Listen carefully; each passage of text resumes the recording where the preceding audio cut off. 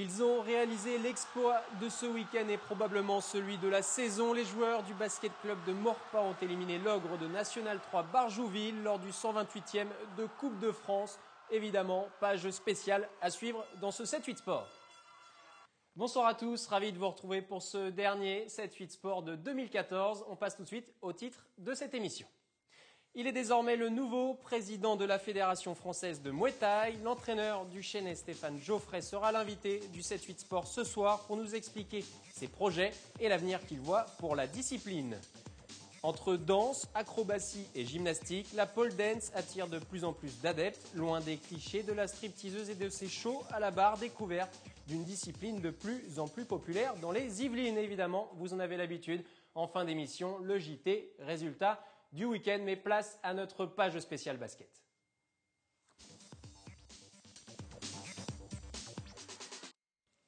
Je remets le tabouret à l'endroit et donc on parle de basket ce soir évidemment après cet exploit grandeur nature des joueurs du basket club de Maurepas. L'entraîneur est présent sur le plateau du 7-8 Sport accompagné de son président Alexis Dumontet et David Rassa. Bonsoir à tous les deux. Bonsoir. Merci d'être là. Alors avant de débriefer cet exploit, parce qu'on peut parler d'exploit, je vous propose de regarder le résumé du match, je le disais, donc entre Barjouville et Maurepas. Sur le papier, 3 divisions d'écart, mais lors de ce 128e de Coupe de France, la magie de la compétition a opéré. Dans un gymnase de la Malmedonne en fusion, le BCM a réalisé le plus grand exploit de son histoire. Résumé réalisé avec Elodie Moine et Florane Parfait.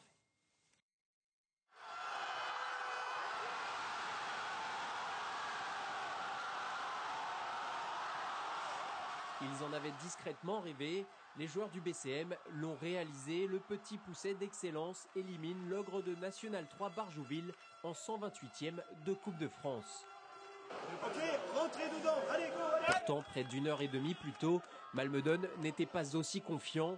Si les Maurepasiens débutent la rencontre avec 20 points d'avance du fait de l'écart de 3 divisions, grâce à une défense très agressive, les joueurs d'Eure-et-Loir remontent rapidement leur handicap pour terminer le premier quart-temps à -8, 34-26 en faveur du BCM. Bis repetita dans le deuxième quart-temps, le rouleau compresseur de National 3 continue sa marche en avant. À la mi-temps, Barjouville bascule en tête avec un petit point d'avance. Et puis commence un jeu de chat et la souris, chacune leur tour. Les deux équipes vont prendre 1 à 5 points d'avance. Poussés par un gymnase de la Malmedonne en fusion, les joueurs maurepasiens tiennent la cadence des visiteurs jusqu'au Money Time. Et cette dernière minute de jeu, irrespirable. À 22 secondes du buzzer, la défense du BCM tient bon et obtient une dernière possession pour repasser devant et s'offrir la victoire.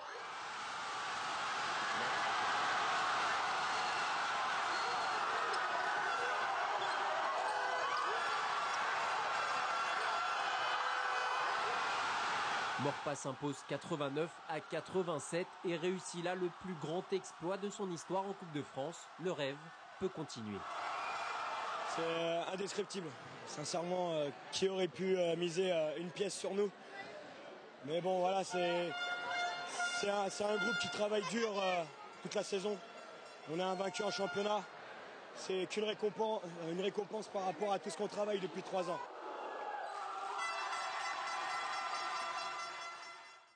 Je vais d'abord me diriger vers le président. Quel exploit, président, ce match face à Barjouville. Un véritable exploit. Ça fait du bien de revoir les images, parce que je ne me rappelais pas de la dernière minute. Donc ça me permet là vraiment de voir l'exploit qu'on a réalisé. Alexis, vous réalisez en tant qu'entraîneur ce que vos joueurs ont produit samedi soir? Tout doucement, on a encore du mal à retomber sur terre. C'est difficile encore à croire au jour d'aujourd'hui qu'on ait pu éliminer une équipe de National 3. Mais bon, vous l'avez fait. Voilà, c'est la magie du sport. C'est le sentiment de fierté qui domine justement en tant qu'entraîneur par rapport à votre groupe? Oui, je suis souvent dur avec eux. Mais c'est vrai que là, il y a quand même une certaine satisfaction. Et aborder ça juste avant les fêtes de Noël, c'est un beau cadeau pour les supporters, pour le club, pour la ville. Parce qu'on a quand même été vraiment soutenus par 400 personnes en plus, et c'est pas arrivé souvent. et on en redemande, quoi. Donc, il y a encore évidemment ce prochain tour, ce 64e. On attend le résultat du tirage au sort qui était cet après-midi. On n'a pas encore le verdict. Ça va bientôt tomber dans les prochaines heures. David, ce qui est surprenant, c'est que dans cette équipe, en fin de compte, c'est des purs produits BCM en fait. Et ça, c'est quand même une particularité. Tout à fait. C'est plus de 80% de l'équipe et ce sont vraiment des purs Morpasiens qui ont commencé le basket à l'école de basket de Morpa et c'est vraiment un groupe de copains. C'est le résultat d'un projet à moyen terme, un petit peu cette performance, peut-être pas que cette performance. Vous êtes aussi premier, il faut le dire, hein, de votre championnat en excellence et invaincu cette saison. C'est la concrétisation de ce projet.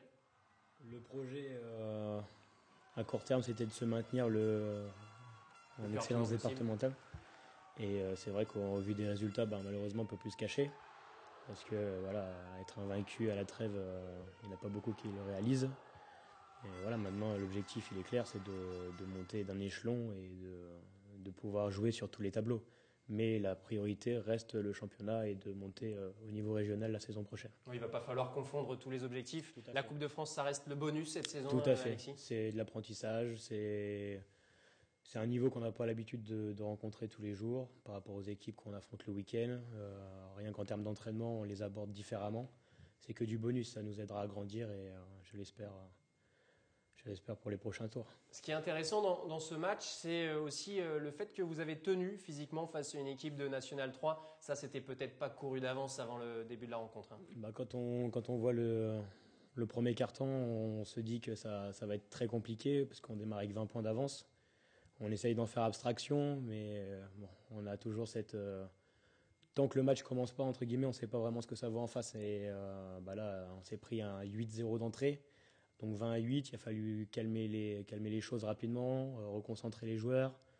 Mais voilà, si on ne doute pas, si on se donne à fond, voilà, c'est du sport. Tout peut arriver. Tout le monde est égal, évidemment, sur le terrain. Sur un match, tout peut se passer. David, le public a eu une part prépondérante un samedi soir. C'était un gymnase en fusion, comme je le disais dans le reportage. Oui, tout à fait. C'était vraiment énorme. Déjà, on a un bon public pendant toute la saison le samedi soir.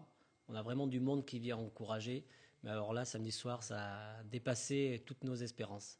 Et c'est un beau cadeau pour toute l'équipe et pour tout le club qui œuvre tout au long de la saison. Oui, les bénévoles, évidemment, tous les bénévoles, qui encadrent toutes ces équipes et puis les entraîneurs, les joueurs aussi qui se donnent tant sur le terrain. Alors évidemment, la question qui découle de cette performance, c'est où vous allez vous arrêter maintenant? Parce qu'après avoir battu le National 3, on peut commencer à rêver un petit peu, non, ou pas encore? Pas encore. Déjà, on s'attendait à avoir 2 semaines de vacances pour reprendre le championnat. Donc du coup, on va reprendre le week-end du 3-4 janvier. Donc il va falloir mettre 2 semaines d'entraînement en pleine fête.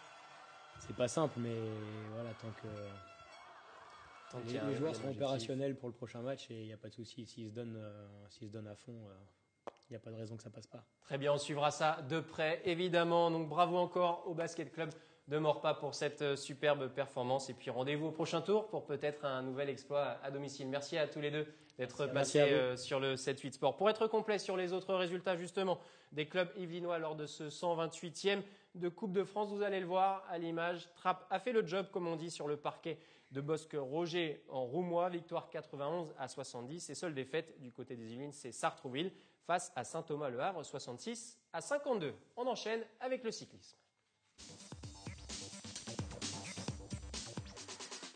Et à l'occasion de la signature d'un nouveau partenariat entre la Fédération française de cyclisme et une marque automobile tchèque, nous nous sommes arrêtés sur la vie des équipes dans leur voiture, un peu leur seconde maison, il faut le dire, pour les coureurs cyclistes. Montage de Romain Ruspin. Déjà partenaire du Tour de France jusqu'en 2018, la marque tchèque signe là un partenariat pour 3 ans avec la Fédération française de cyclisme. Les voitures sont un excellent outil et évidemment technique, ça transporte les vélos, ça suit les coureurs, c'est le repère dans la course. Puis comme on est souvent sur les routes, on arrive à dormir dedans, on mange dedans, c'est un peu notre deuxième maison. Le confort de ces véhicules est donc essentiel car avec 200 jours de course et 600 de stages dans l'année pour toutes les équipes liées à la fédération, quelle que soit la discipline, les tricolores passent beaucoup de temps sur la route et parfois la vie sur les sièges peut vite devenir plus attrayante qu'on ne le croit. Par exemple, là, si on va en Belgique, courir en Belgique ou dans le nord de la France ou n'importe où, là, on y va vraiment en voiture. Et des fois, oui, on peut se taper des barres, on rigole bien, quoi. Et la voiture, c'est un moment qui peut être convivial aussi entre coureurs. En devenant voiture officielle de la Fédération française de cyclisme à partir de 2015, la marque automobile équipera 30 véhicules fédéraux. Et on enchaîne, donc on continue avec les informations cyclisme. Et à 2 mois des mondiaux justement de cyclisme sur piste à Saint-Quentin en Yvelines, nous en avons profité pour sonder les membres de l'équipe de France sur leurs sensations, leur forme du moment en vue de la compétition. Et si François Pervis se retrouve tout juste du jus après avoir été malade, de son côté, Kevin Siro attend le 18 février 2015 avec impatience. Moi qui tombais jamais malade, là prendre 2-3 semaines, 3-4 semaines même d'antibiotiques, ça m'a vraiment coupé en deux. Mais donc l'entraînement, impossible de m'entraîner correctement, j'en loupais ou je faisais un quart et le quart que je faisais il n'était pas bien fait, donc j'étais vraiment rincé. Mais là je suis content parce que ça revient, c'est la 2e semaine que je fais où je sens vraiment que les watts reviennent et que j'ai de bonnes jambes, la puissance revient. C'est vraiment la fierté qui prime. On est à la maison, on va avoir du public, les places sont vendues très très vite, donc on sait qu'il va y avoir beaucoup de monde qui va venir nous soutenir. Et on en est content et on attend avec impatience ce moment-là où le frisson quand les gens vont nous applaudir, nous encourager pour aller le plus vite et donner le meilleur de nous-mêmes.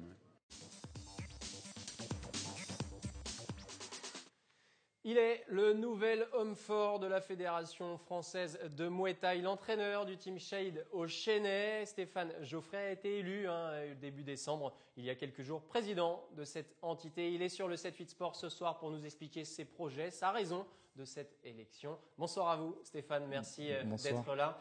Première question, pourquoi avoir choisi de postuler à ce poste de président? Alors, par la force des choses. Parce que vous êtes au courant un petit peu de la situation pour la fédération. Il se trouve que la fédération, donc la FMDA, a subi un préjudice de 200 000 euros par rapport à des dirigeants qui sont un peu malfaisants et qui sont partis clairement avec la caisse. Jacques Mérès, pour pas exactement. Citer non, il faut le citer puisque c'était un de nos représentants et on avait confiance et malheureusement c'est une trahison aujourd'hui, un préjudice qu'on subit à tort. Et Vous êtes conscient que justement vous reprenez une fédération qui est minée par ces conflits, qui est un petit peu détruite entre guillemets? C'est pourquoi je me suis jamais impliqué dans la politique sportive, parce que je sais qu'il y a un double intérêt. Il y a l'intérêt du sport et l'intérêt personnel finalement. C'est toujours le grand dilemme sport-business finalement. Et c'est vrai que aujourd'hui de reprendre la fédération sous forme de collégiale, de manière horizontale et non verticale, avec une équipe de bénévoles qui proviennent du terrain, puisqu'ils ont longtemps travaillé avec moi sur le terrain, et de pouvoir ajouter des forces complémentaires pour créer une unité, c'est quelque chose qui devrait relever très très rapidement la Fédération française de Muay Thai aujourd'hui. Et qu'est-ce qui a fait changer un peu votre position, votre opinion? Parce que vous le disiez souvent, on s'était déjà rencontrés lors de reportages, vous me disiez toujours je ne m'investirai pas dans une fédération. Qu'est-ce qui a fait le basculement? Le basculement, c'est qu'aujourd'hui, je sais avec quelle équipe je pars. Donc je connais mes atouts majeurs qui sont mon corps, mon corps de travail, qui n'est représenté que par des bénévoles et qui n'ont aucun intérêt financier et personnel au sein de la fédération. Et je pense que ce monsieur Mérès, en partant avec les 200 000 euros, a oublié les principes fondamentaux d'une association sportive. Une fédération, c'est une association qui a pour but de représenter les membres de la fédération, les clubs existants, les cotisants, à savoir les sportifs, pour le bien du sport amateur et par la suite le sport professionnel, avec un point d'équilibre qu'il s'agit de faire respecter. Par rapport à vos projets, parce que maintenant évidemment vous êtes élu, vous êtes président Exactement. de cette fédération, Oui. il y a un plan de redressement qui est prévu. Est-ce que par exemple la récupération de l'agrément ministériel, c'est une de vos priorités? Très bonne chose. J'ai été élu il y a 2 semaines. En 2 semaines, d'énormes efforts et un énorme travail a été effectué déjà. Sur le terrain, on est en mesure de dire qu'on peut continuer les compétitions fédérales, puisque le retrait de l'agrément n'empêche pas la continuité de l'activité. Nous sommes affiliés aujourd'hui à la fédération de Kempo, qui nous représente en tant qu'arts martiaux. et nous sommes en mesure d'assurer les compétitions fédérales pour l'année 2015, tout parallèlement en créant un dossier politique pour récupérer l'agrément auprès du ministère, finalement, et leur montrer qu'il y a un réel potentiel. Il y a exactement, il y a 10 000 adhérents à gérer, 10 000 adhérents en attente. Il y a une représentation de la FMDA à l'international, chose que n'a pas la fédération délégataire qui représente le côté national des choses. Donc il y a une force à faire valoir, une vraie valeur ajoutée pour cette fédération. Et outre l'agrément ministériel qui est une priorité, évidemment, il y a des projets à moyen terme ou parce que comme vous assurez a priori un intérim de ce qui se dit dans le monde du Muay Thai, vous laissez le moyen terme à votre successeur déjà. Exactement. Alors, le monde du Muay Thai nous considère comme des intérimaires puisque nous ne représentons pas la forme archaïque des choses, à savoir un président et ses disciples. Nous sommes là pour montrer qu'il est temps de passer à autre chose, à une autre forme structurelle de fédération, comme de nombreux pays ont pu l'adopter maintenant. Et nous allons réussir dans ce sens-là. Nous avons, le week-end dernier, déjà organisé les championnats nationaux d'assaut technique et de combat. Le plan de redressement est déjà entamé puisque nous avons échelonné la dette et ventilé la dette à cet effet. Nous sommes en mesure de reprendre une petite fédération. De refaire repartir la machine. Exactement, qui redeviendra grande par la suite. Voilà. Merci beaucoup Stéphane d'être passé sur ce 7-8 Sport. On pourra vous retrouver évidemment au Team Shahid pour du terrain et de l'entraînement. Merci beaucoup à vous Stéphane. On enchaîne sans transition. Pole dance, je vous en parlais dans les titres, entre danse, acrobatie et gymnastique. La pole dance attire de plus en plus d'amateurs et loin des clichés de la stripteaseuse de ces shows à la barre, cette discipline se popularise et devient un véritable sport à part entière. Yolène Torres et Elodie Moine ont rencontré quelques pratiquantes du côté de Versailles.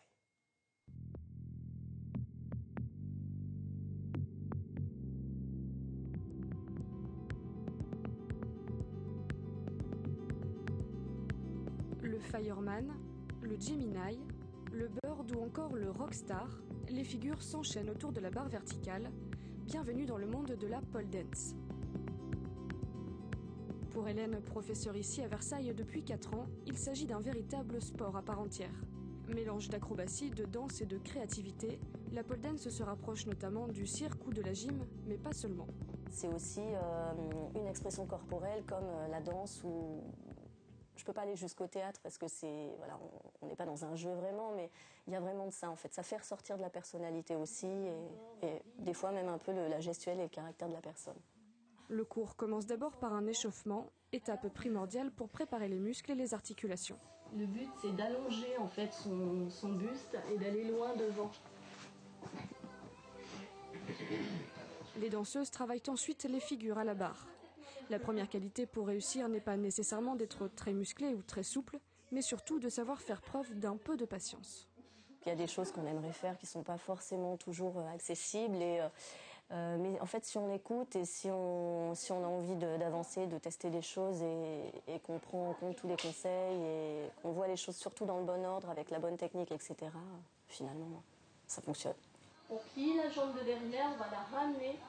Et là, on va passer dans le creux du pied, on va pivoter en boule. Et après, on va attraper là-haut. J'aime bien le côté physique. C'est vraiment c'est très sportif, quoi. On se muscle vachement vite. Et puis le côté artistique, il n'y a pas beaucoup de disciplines qui mêlent vraiment les deux, quoi. C'est à la fois plaisant, mais en même temps, on a fait tout travailler. C'est sympa, on est entre filles, on s'amuse beaucoup. Et puis voilà, c'est un vrai plaisir. On a tendance à vouloir faire les choses en force, alors qu'en réalité... lorsqu'on a compris la technique, c'est plus une force, ça devient quelque chose de beaucoup plus simple. Longtemps associée au monde de la nuit et au striptease, la pole dance se développe de plus en plus comme une véritable discipline sportive. Aujourd'hui, des championnats de France sont organisés et des écoles fleurissent un peu partout. La jambe de devant, elle reste, et l'autre, elle va derrière. On doit être aligné. Plus on en parle, plus les gens sont ouverts et moins on est « Oh mon Dieu, c'est le striptease, tu vas à ton club de striptease », c'est moins tabou. Les femmes osent le dire qu'elles le font, que c'est un vrai sport. Voilà, elles le revendiquent un peu, des fois elles le mettent même en avant, donc petit à petit, on part un peu à la conquête comme ça. Une conquête qui ne s'arrête pas qu'aux femmes. Minoritaires pour le moment, certains hommes commencent aussi à s'y mettre. Avec le JT résultat du week-end.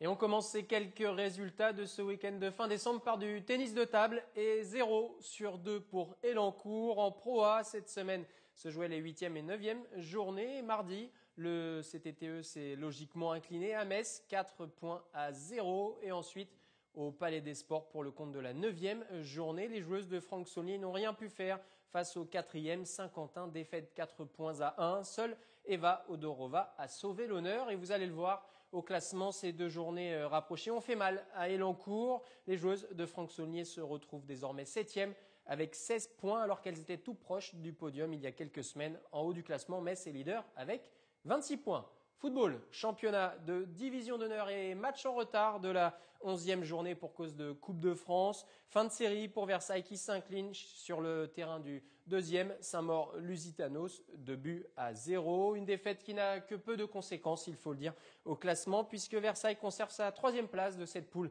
de DH avec 34 points à cette longueur de leur adversaire du jour passé en tête avec 41 points. Ce week-end, le Bushido Club de Trappes recevait les championnats régionaux de taekwondo d'Île-de-France. Évidemment, compétition qualificative pour les championnats nationaux 2015. Les 6 premiers de chaque catégorie sont retenus pour l'étape nationale. 3 combattants de Trappes étaient engagés en junior, senior et vétéran. Malheureusement, peu de réussite pour Issam Rachedi chez les moins de 63 kg en senior. J'ai eu un premier combat à élimination directe. Malheureusement, j'ai perdu dès le premier tour. J'ai pas su me mettre dans le combat, rentrer dans le combat comme il le fallait. J'étais un peu surpris par les techniques de mon adversaire. Malheureusement, c'est pas passé.